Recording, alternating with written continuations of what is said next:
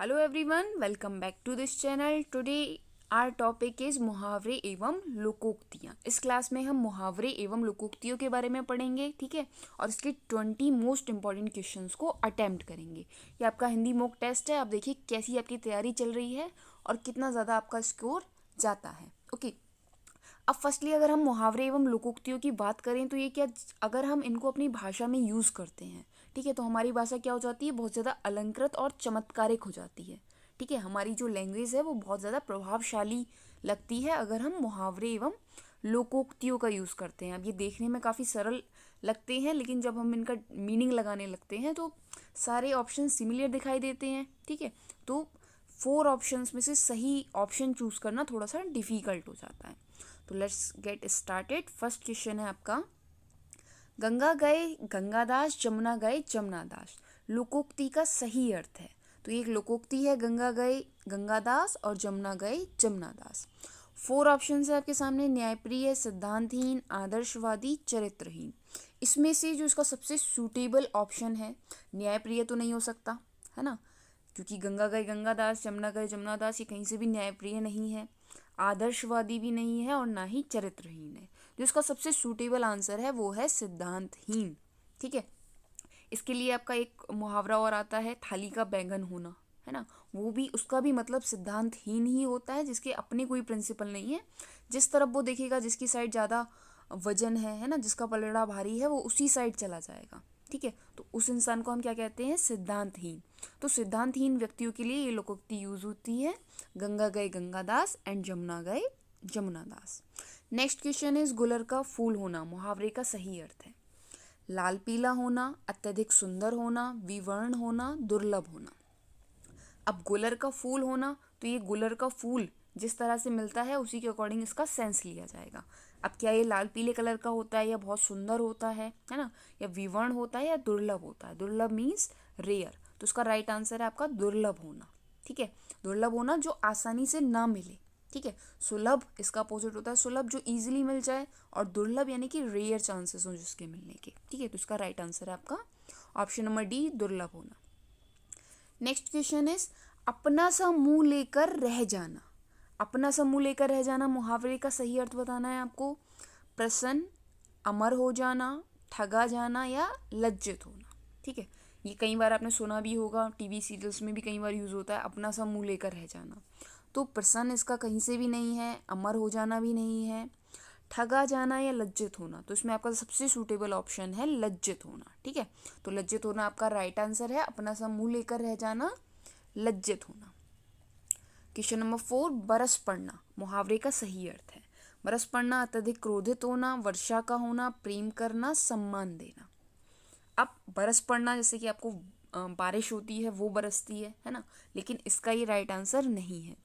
प्रेम करना ये भी नहीं है, और सम्मान देना ये भी इसका राइट आंसर नहीं है। इसका जो सबसे सूटेबल आंसर है वो है अत्यधिक क्रोध होना।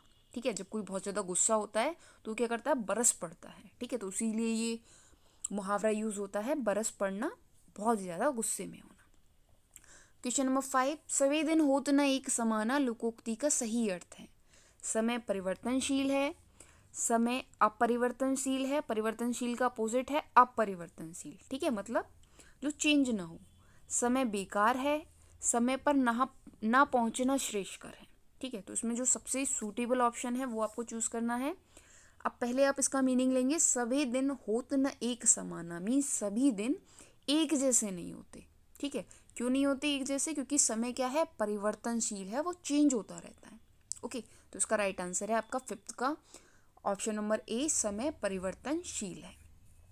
क्वेश्चन नंबर 6, तुच्छ मनुष्य की मित्रता शीघ्र ही समाप्त हो सकती है।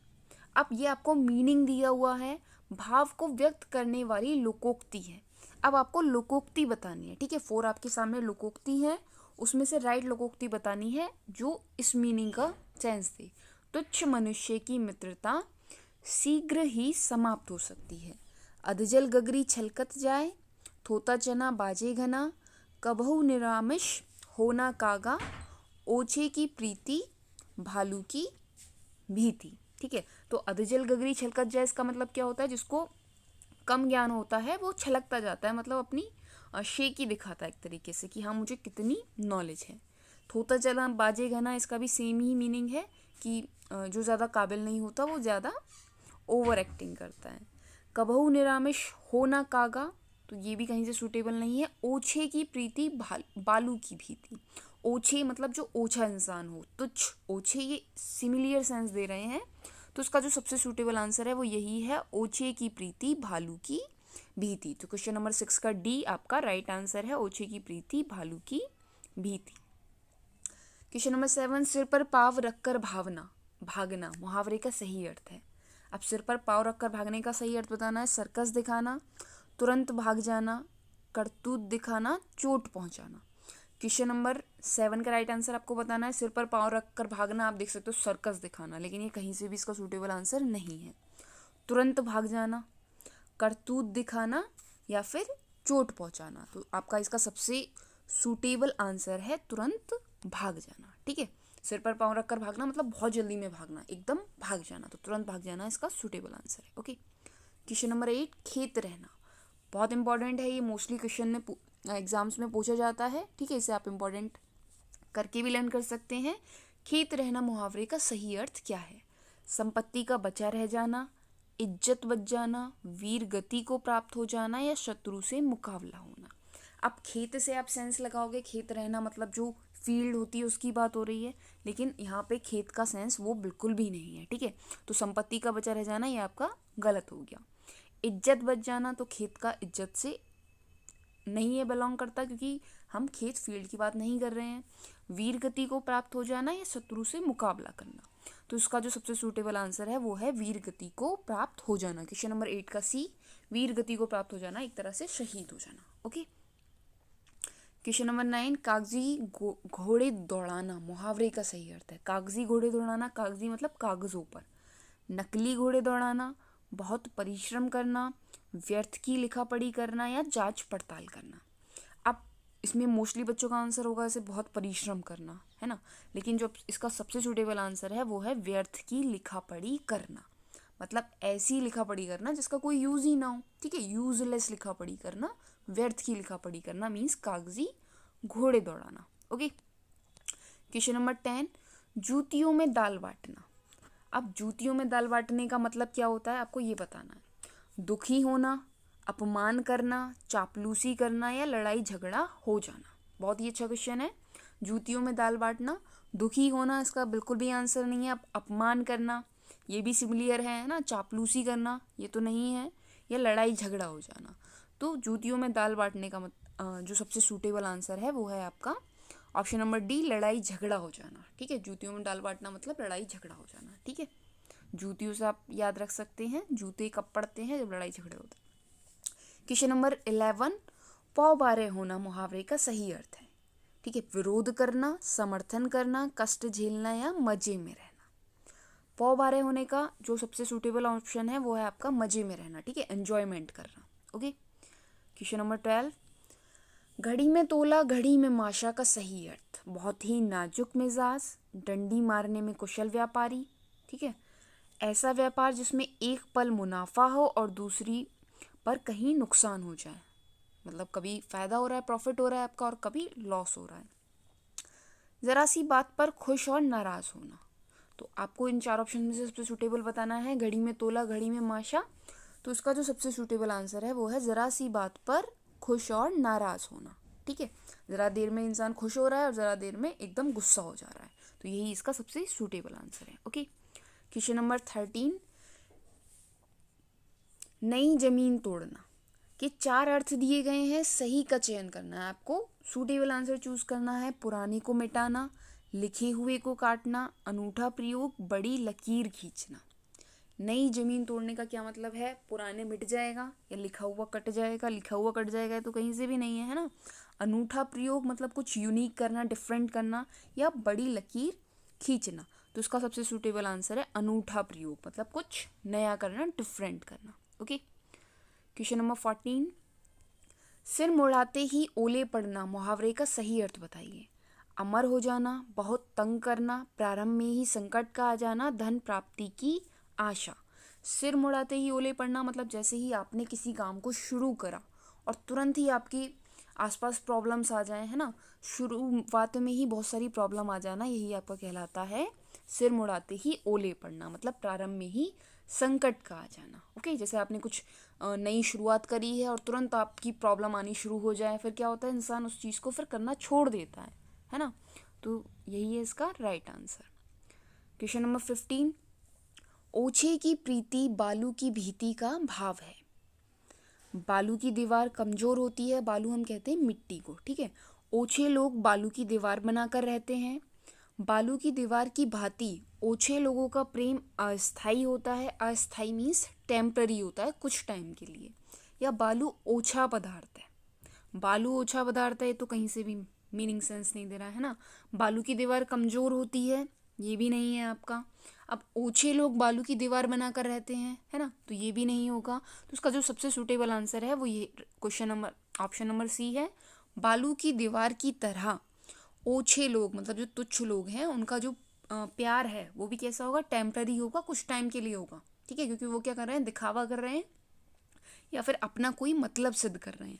जैसे ही उनका मतलब कंप्लीट होगा, उनका प्यार भी एंड हो जाएगा, ठीक है। तो ओछे की प्रीति बालू की भीति मीन्स जो तुच्छ इंसान है उसका प्यार भी कैसा होता है, मिट्टी की तरह होता है, टेम्पररी है। ओके, क्वेश्चन नंबर 16, आंखों में चर्बी चढ़ना का अर्थ है। आंखों में चर्बी चढ़ना आप जानते हो, जैसे वेट बढ़ता है ना। निगरानी करना, अधिक घमंड होना, क्रोध शांत हो जाना, या बिल्कुल विपरीत काम करना, अपोजिट वर्क करना, ठीक है।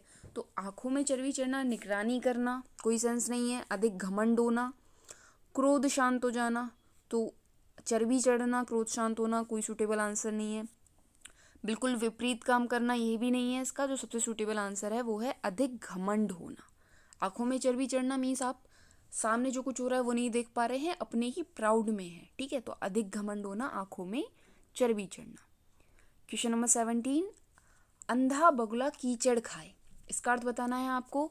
मुफ्तखोर आदमी, घृणा प्रकट करना, चाल चलना, संसाधन की कमी से अयोग्य बनना, ठीक है। संसाधन मतलब जो रिसोर्सेज हैं वो नहीं है आपके पास, इसलिए आप क्या बन गए हैं, अयोग्य बन गए हैं, ठीक है। तो मुफ्तखोर आदमी, अंधा बगुला कीचड़ खाए, घृणा प्रकट करना, हेट दिखाना, तो ये तो कहीं से भी नहीं है। चाल चलना, तो इसका जो सबसे सूटेबल आंसर है वो यही है, ऑप्शन नंबर डी, संसाधन की कमी से अयोग्य बनना। मीन्स अगर आपके पास सूटेबल रिसोर्सेज नहीं है तो आप कितने भी इंटेलिजेंट हैं, आपको नॉलेज नहीं मिल रही है ना, ठीक से रिसोर्सेज नहीं मिल रहे हैं, तो कहीं ना कहीं आप अयोग्य बन जाते हैं, है ना। आपकी योग्यता को वो मुकाम हासिल नहीं होता जो मिलना चाहिए। ओके, क्वेश्चन नंबर 18, उसर में बीज बोना का अर्थ है। उसर में बीज बोना, निष्फल कार्य करना, अनुभव प्राप्त करना, विचित्र बात करना, थोड़ा भी अच्छा ना लगना। तो चारों ही डिफरेंट ऑप्शन है, और उसर में बीज बोना, इसका आपको थोड़ा भी आइडिया नहीं होगा तो आप इसके आंसर भी अलग अलग बताओगे, है ना। इसका जो सबसे सूटेबल आंसर है वो है निष्फल कार्य करना, मतलब जिसका कोई फल ना मिले, है ना। आपने कोई काम किया और आपको कोई रिजल्ट नहीं मिला तो उसको हम कहते हैं निष्फल कार्य करना। तो उसर में बीज बोना मतलब कोई प्रॉफिट ही नहीं होना, आपने जो काम करा है आपको उसका कोई रिजल्ट ना मिले। ओके, क्वेश्चन नंबर 19, अंग में अंग ना समाना। अंग हम पार्ट को कहते हैं, ठीक है, बॉडी पार्ट्स को। तो अंग में अंग ना समाना क्या का अर्थ है, अत्यधिक प्रसन्न होना, थक जाना, कुछ का कुछ होना, मुख से शब्द ना निकलना, मुख से शब्द ना निकलना, ठीक है। तो इसका सबसे सूटेबल आंसर है अत्यधिक प्रसन्न होना, बहुत ज़्यादा खुश हो जाना। तो अंग में अंग ना समाना मतलब आप अपनी खुशी को कंट्रोल नहीं कर पा रहे हो। ओके, अब लास्ट क्वेश्चन है आज की क्लास का, काबुल में क्या गधे नहीं होते का अर्थ है बेमेल मिश्रण, अत्यंत लज्जित करना, अनुभवहीन, अच्छे स्थान पर बुरे लोग भी होते हैं। अब काबुल क्या है, अफगानिस्तान की कैपिटल को भी काबुल कहा जाता है ना।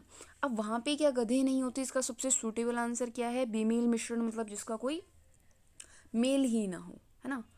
अत्यंत लज्जित होना, बहुत ज़्यादा शर्म आना, या अनुभवहीन होना, आपको कोई एक्सपीरियंस ना होना। तो इसका सबसे सूटेबल ऑप्शन है अच्छे स्थान पर बुरे लोग भी होते हैं। मीन्स जहाँ पर बुरे लोग हैं वहाँ जैसे अच्छे होंगे, तो इसी तरह जहाँ पे अच्छे स्थान है, अच्छी जगह है, वहाँ पर भी बुरे लोगों का होना क्या है, कॉमन सी बात है, ठीक है। तो इसका जो सबसे सूटेबल ऑप्शन है वो क्वेश्चन नंबर डी है, अच्छे स्थान पर भी बुरे लोग भी होते हैं। आई होप आपको ये वीडियो अच्छा लगा होगा, और इस चैनल को सब्सक्राइब करना ना भूलें। अगर आपको ये क्लास अच्छी लग रही है तो अपने फ्रेंड्स के साथ भी शेयर करें। Okay, thank you for watching this class.